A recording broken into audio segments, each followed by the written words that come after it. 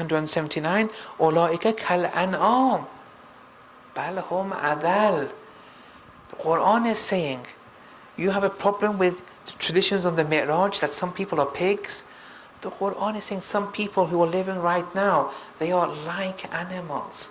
They're like cattle. It doesn't say they are cattle, because if you say they are cattle, that's not going to be any suffering for them. There won't be any pain. Pain is when you know you're a human being, but you've embodied, you're no longer embodied yourself with a human phenotype, you're that of a pig now. That's going to be a source of distress. Not that you become a pig. No, you're still you. The Quran is saying these people are like animals, even worse than animals. So, is heaven and hell? It's happening right now. Right now they're animals. But only after physical death they'll see it. They just don't see it now. But heaven and hell exist right now. Now, Ayatollah Hassan Zadeh writes, people hear of the mirage of the Holy Messenger and read of the traditions on the mirage. However, we have not attained to its secrets and have not yet grasped the idea that these traditions are depicting the Holy Messenger's spiritual journey, and all that is described in this celestial and heavenly journey is on a par with the story of man and his existential states and stages in the eternal realms that succeed this physical realm, states which emanate from this realm, because ad-dunya mazra'atul akhirah. Elsewhere, Ayatollah Hassan Zadeh says the mirage of the Prophet was spiritual and bodily. But don't forget, bodily doesn't mean physical. As Ibn Arabi has mentioned in his Futuhat, that innal isra kana bijismihi, it was with the body of the Prophet. And we'll explain this body bit a bit more later. Then Ayatollah Hassan Zadeh divides the journey into three. He says, first of all, the I, man. Okay, man. This I, first person singular, is an extended creature with an earthly dimension and many semi-immaterial dimensions. It's all part of who we are. That earthly dimension is us, that barzakhi dimension is us, that more immaterial dimensions is us. It's all you. You're a multi-dimensional creature. But we're usually absorbed in the worldly life. In our dreams we have some access to more immaterial realms.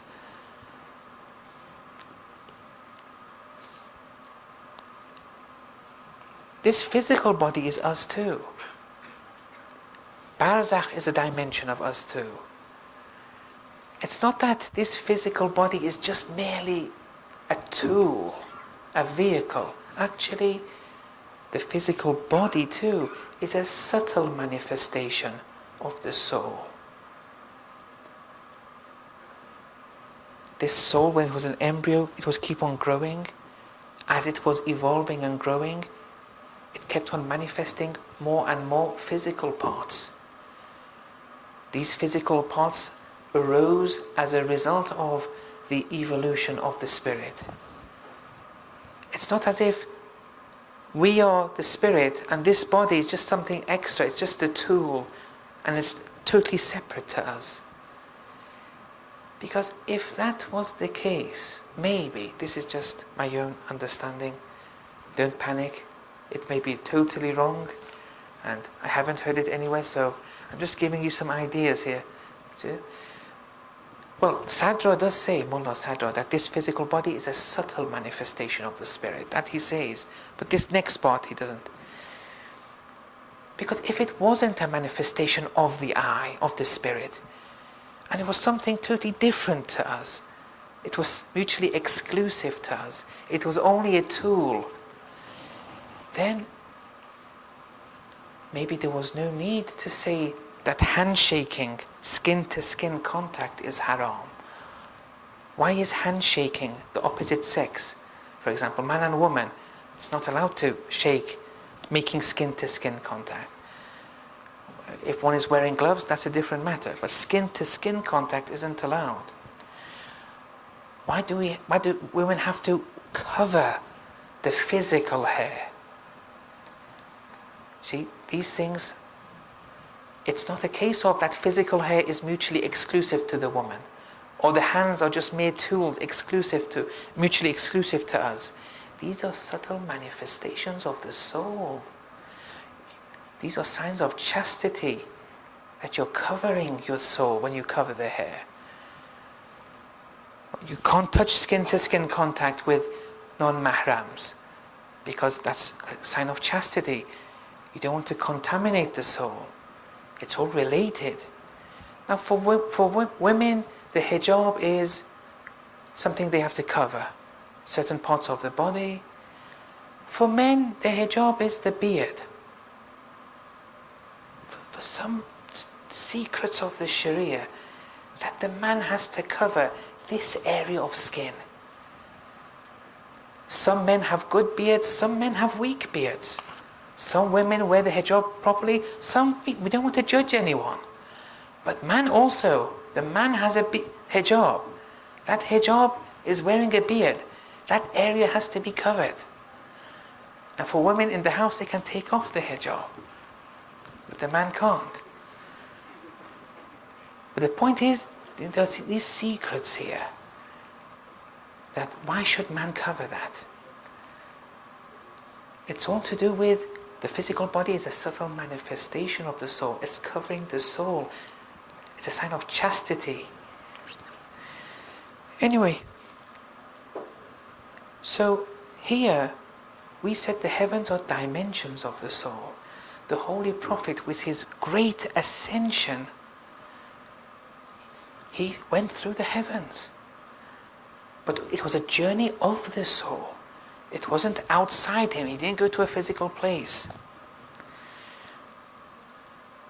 It was all tamathulat. It was a mithali reality and nothing to do with the physical realm. Inna salat mi'rajul mu'min.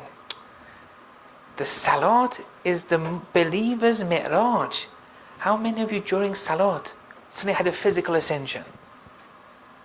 No, but the urafa, the true Sufis, during salat they ascend spiritually, bodily, barzakhi tamathul. But the physical body is here because heavens, all succeeding realms of existence are immaterial. Only this realm is physical. Then we have traditions where Aisha was with the Holy Prophet.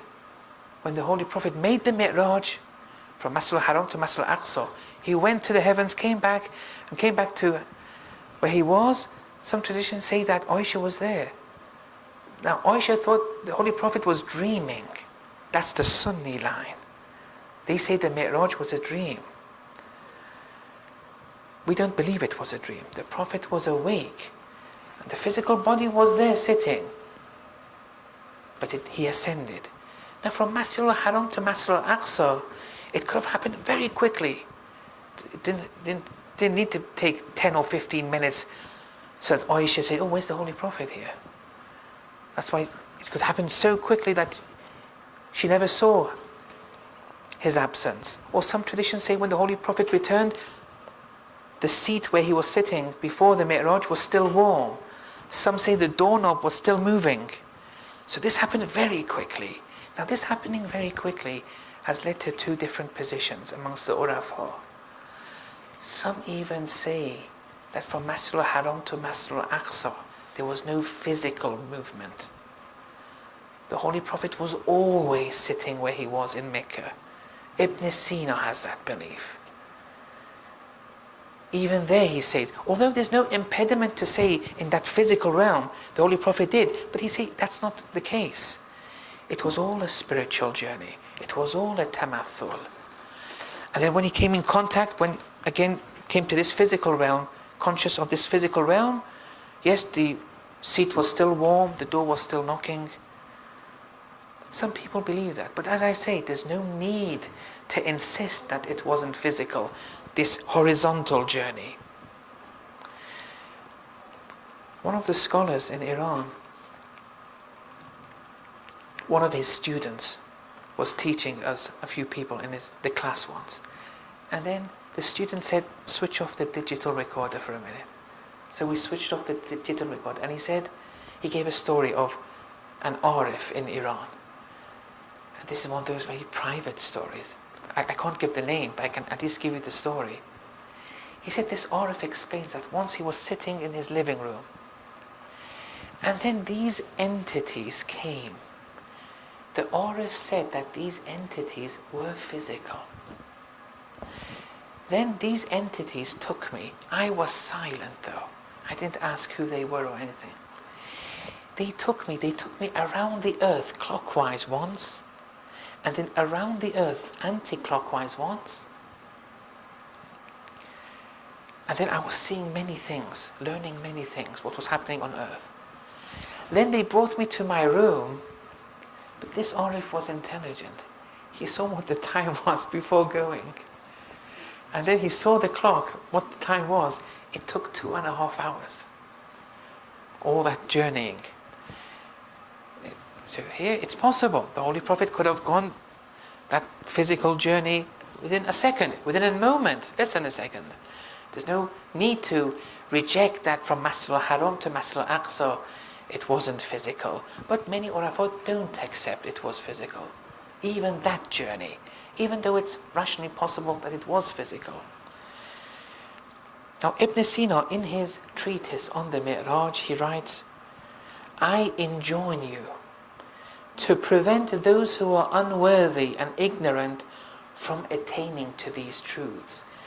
Because his Risala on the Mirage is just totally out of this world. It's just something very difficult. He goes against even the common understanding of the Mirage that the Urafa have. And I wanted to once share this in my Tabligh experiences, but my Ustad, he didn't allow it. Not that it's what wajib for me not to say, but he said it's not in the best interest, and he gave me this part of it. He said, tell this to the people.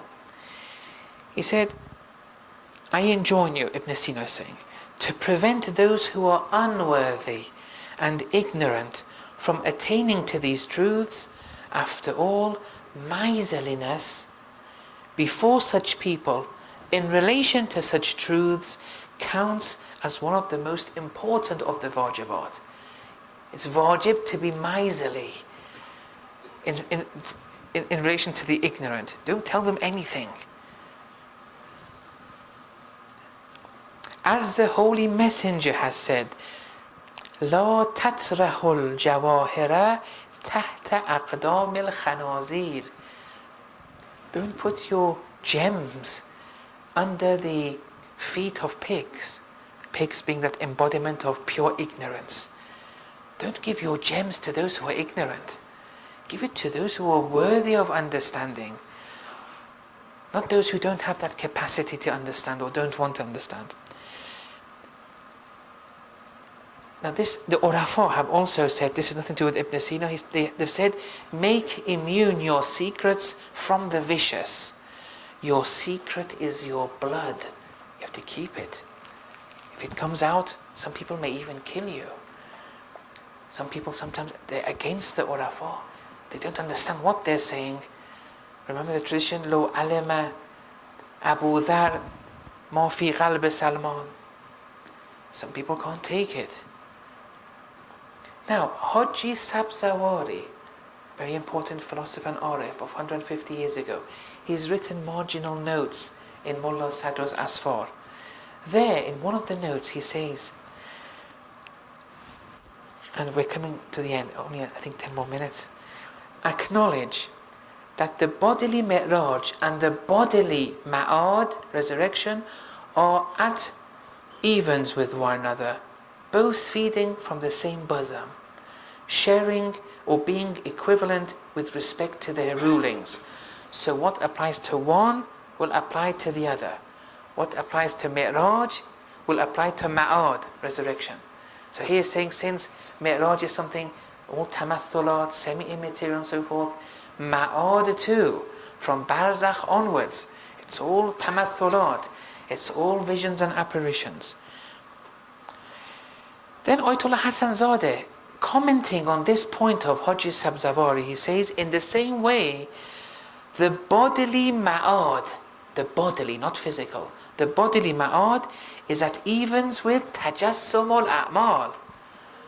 In the same way that tajassum al-a'mal is semi-immaterial, when you're sinning and you're consuming fire in your belly, you're not sensing that fire. It can't be something physical. Otherwise, when you were sinning, you would feel that physical fire. So he says the bodily ma'ad is at evens with tajassum al-a'mal. In the same way tajassum al-a'mal is semi-immaterial, ma'ad, that bodily ma'ad, is also semi-immaterial. Then Ayatollah Hassan Zadeh adds, the meaning of jis, body, here is the realization of a thing and its establishment and its becoming actual. Now this is important. These are now philosophical terms. In the traditions, nowhere in the traditions does it speak of jismani. But there is a body in Ma'ad, there is a body in Mirage. Resurrection, Qiyamah, there's going to be bodies. It's going to be this body too. When we say this body doesn't mean this physical body. The soul is always in association with a substance which isn't physical. It's called the jism. That jism in this physical realm takes a physical outlook to it. This same jism, when it's becoming more perfect, when it's becoming more established, ascending to the next realm of existence, barzakh onwards, it's still the same body, but it's semi-immaterial. The body, its quality, it depends on the realm of existence which the I is residing in. Then, Ayatollah Hassan Zadeh says, in the traditions, the Holy Messenger speaks of seeing Adam alayhi salam in the first heaven, seeing Yahya and Isa in the second heaven, seeing Yusuf, Idris, Harun, Moses, Ibrahim. He says, by heavens, when those traditions of the Mi'raj say he saw these prophets in that degree of heaven, in that degree of heaven, by heavens, the planets and the stars are not meant. Rather, the heavenly dimension is meant. And this witnessing of the signs were all within the soul of the Holy Prophet. In the same way as chapter 19, 17, فَتَمَثَّلَ لَهُ بَشَرًا سَوِيًّا. Well, Lady Maryam saw Archangel Gabriel, a dimension of the soul. You can see prophets too. We also can see prophets. النَّذَرُ إِلَى وَجْهِ عَلِي إِبَادَةٌ. We can also see the 12th Imam. We can see previous prophets too. وَاسْأَلْ مَنْ أَرْسَلْنَا مِنْ قَبْلِكَ مِنْ رُسُلِنَا applies to us also. Ask those prophets before you. We have that capacity. And finally, Imam Khomeini's view on the Mi'raj. Imam Khomeini, we don't have people like that. I don't want to be biased or anything, but the matter of the fact was this man was a mujtahid of a very, very high degree in fiqh, usul, akhlaq, irfan, all these in his 20s. Some people may not agree with the Islamic Revolution of Iran, and for whatever reason, and there's no need to panic or speak against them. One has to be patient, and there's no need to attack people for that. But don't let that, even if you don't agree with things that have happened, don't let that sidetrack you from his knowledge. That's the least you can do. Okay.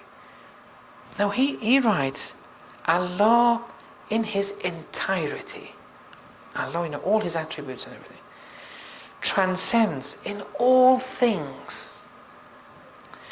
And his relation to all things, whatever is one and equal. As is said in chapter 43, verse 84, وَهُوَ الَّذِي فِي السَّمَاءِ إِلَهٌ وَفِي الْأَرْضِ إِلَهٌ. It's He, Allah, who is Allah in the heavens, is Allah in the earth. Imam is saying Allah in his entirety transcends in all things. This microphone, this cup, this book, sun, the moon, they're all manifestations of Allah's attributes. All of Allah's attributes exist in whatever one thing you mention. It doesn't mean that Allah is in something, no. Allah is that existence qua existence. Everything emanates from it. But Allah in His entirety transcends in this cup, in water, in the sun, in the moon. In the same way that Allah transcends in a cup, in the same way He transcends in the sun, in the same way He transcends in the moon. There's no gradation, there's no spectrum of difference in relation to Allah's existence in things. Whatever is a manifestation of Allah subhanahu wa ta'ala. Nothing is Allah free. Huwal awwalu wal akhiru wal dhahiru wal batin. So why are things different? If it's the same Allah in its entirety, manifesting in its entirety in different things, why do things differ in their manifestation? Because due to the difference of the recipient, it manifests Allah differently. This cup is one qabil, recipient of a particular form, which can only manifest all those attributes in a particular fashion. The sun can manifest Allah more. Animals can manifest Allah more than the sun. Humans can maximally manifest all of Allah's attributes. We were created in His image. We have that capacity. There's no gradation in existence that this thing has some of Allah's attributes but not others, that has some of Allah's attributes but not others, and that has some of Allah's attributes and not. No. There's no gradation in existence. There's no tashkik in wujud. But tashkik, there's gradation in manifestation, in zuhur. Why is there tashkik and gradation and differences of scales in manifestation? Because everything has a certain degree of recipients. It can only manifest so much of all of Allah's attributes. Although that's nothing to do with Mi'raj, but it's part of what he was saying. And then he says, and as the tradition states, وَلَوْ دَلَّيْتُمْ بِحَبْلٍ إِلَى الْأَرْضِ السُّفْلَى لَحَبِتْتُمْ عَلَى اللَّهِ. If you were to descend into earth, down into earth, with a rope, you will descend upon Allah. Meaning Allah is everywhere. There's no way that's Allah free. هُوَ الَّذِي فِي السَّمَاءِ إِلَهٌ وَفِي الْأَرْضِ إِلَهٌ. Is Allah in the heavens, Allah in the earth. Nowhere is Allah free. And it is based on this, Imam Khomeini says, that the tradition states, Inna mi'raja Yunusa. Verily the mi'raj of Prophet Yunus, Jonah, kana fi batnil hut. It happened inside of the fish.